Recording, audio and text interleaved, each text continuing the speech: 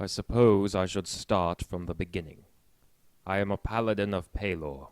With holy blade I bring the light of the sun to burn out the darkness. I took a job to clean out an old crypt. The fools did not think to bless the burial ground, and the undead became active. I bestowed Pelor's mercy upon a dozen skeletons and zombies. Then I uncovered a secret passageway, hidden behind an old sarcophagus. I don't like disturbing these resting places, but I figured it best to investigate every inch. I ventured further into the depths of these catacombs. It was old, centuries older than the graveyard above, and heavily haunted. Ghosts whispered all about me. Alas, I am no cleric. I fortified my mind against these geists and pressed on. The catacombs kept going and going. I felt as if I was traveling for days.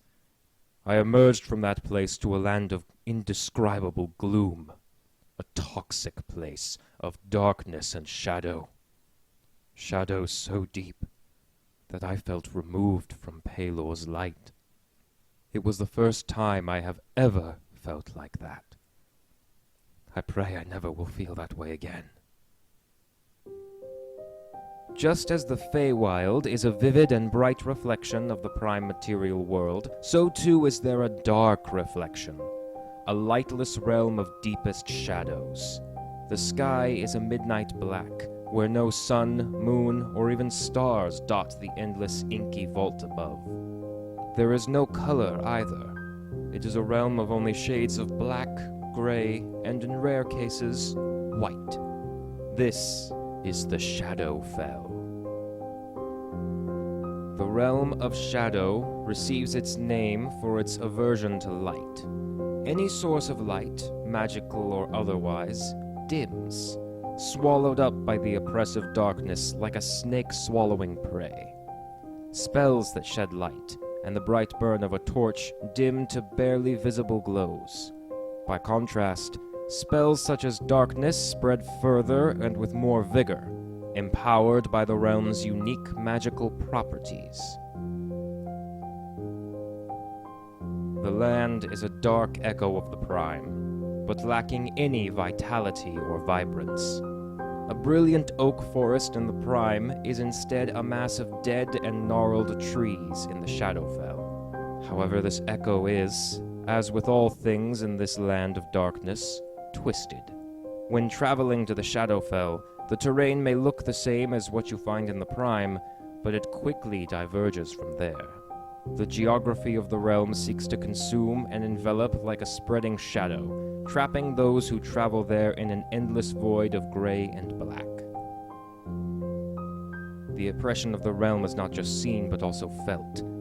Just as the Feywild raises all sensations to their peak, the Shadowfell drains them down to nothing. Without a strong will or protective magics, prolonged exposure to the Shadow Realm will drain any and all emotions, leaving you nothing but an apathetic shell.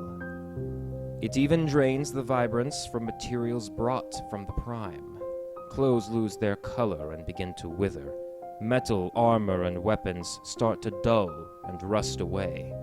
As such, equipment here must be made from malleable shadows, known as shadow stuff.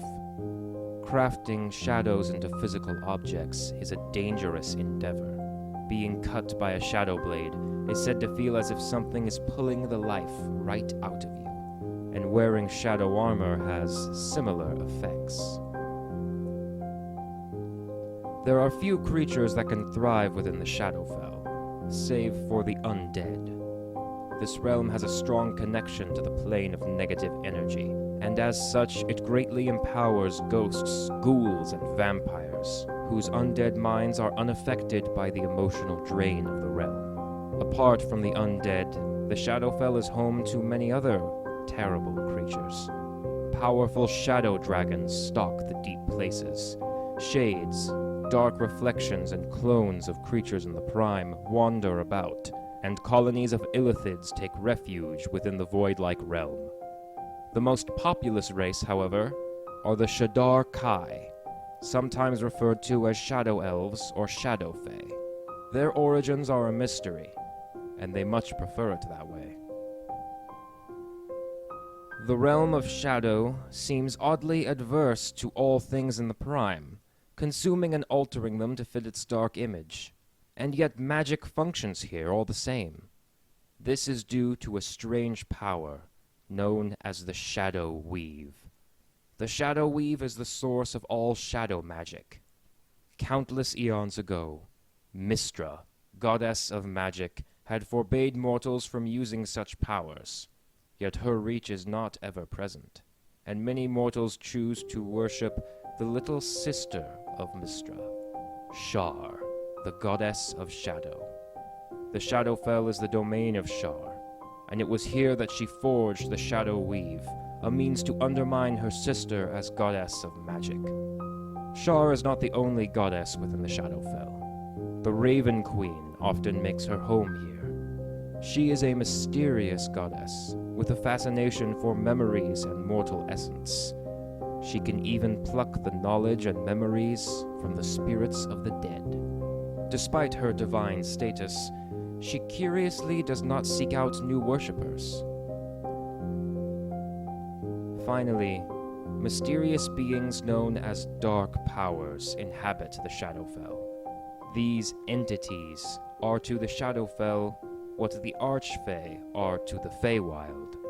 They enjoy making deals with desperate and hurting mortals, and feed from the suffering of their willing victims, creating what are known as domains of dread, a demiplane surrounded by inescapable mists. Barovia is the most famous domain of dread. Over 500 years ago, the vampire Strahd von Zarevich made a deal with the dark powers, and now lives in an apathetic realm of horror and despair.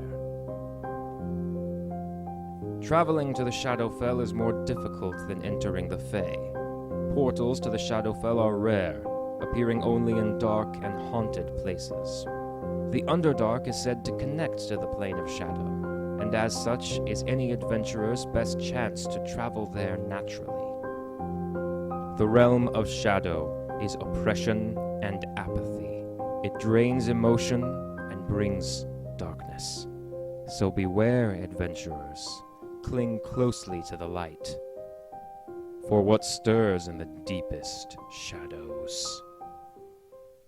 Thank you so much for watching, guys. I really hope you enjoyed this little video on the Shadowfell.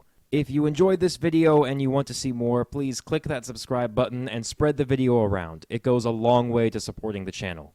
Check out the link to my Discord to meet with other D&D content creators and fantasy enthusiasts. And if you have a D&D related topic you really want to know more about, or just want to see me make a video about it, leave it in the comments down below.